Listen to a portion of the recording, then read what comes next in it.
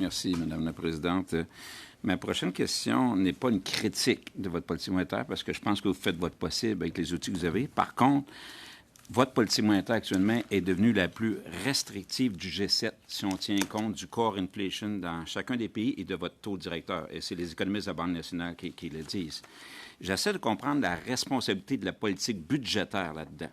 Êtes-vous d'accord avec l'ex-gouverneur de la Banque du Canada, David Dodge, qui disait que si on adoptait des ancrages budgétaires, ça l'aiderait à la politique monétaire, puisque, comme vous avez dit lundi, les deux rament dans deux directions différentes actuellement. Monsieur Dodge, c'est un ex-gouverneur de la Banque du Canada.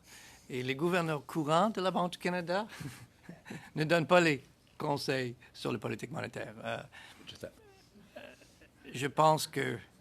Je vais dire quelque chose. J'étais juste à Londres.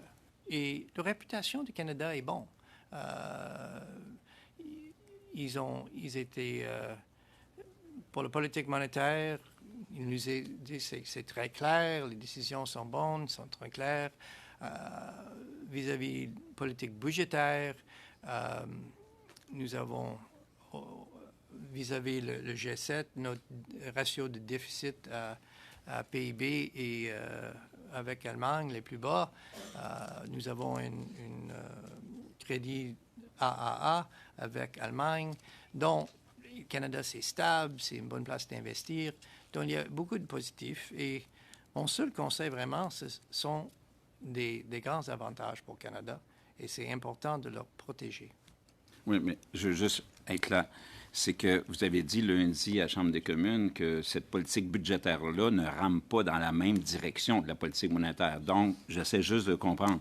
Si elle ramait dans la même direction, et je sais que vous n'avez pas ça, est-ce qu'on peut prétendre qu'on aurait peut-être une politique monétaire qui serait un peu moins restrictive, parce que c'est la plus restrictive actuellement au sein du G7?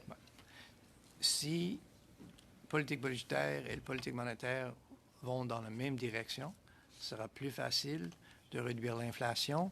Et oui, donc, cela a les implications pour les taux d'intérêt, bien sûr.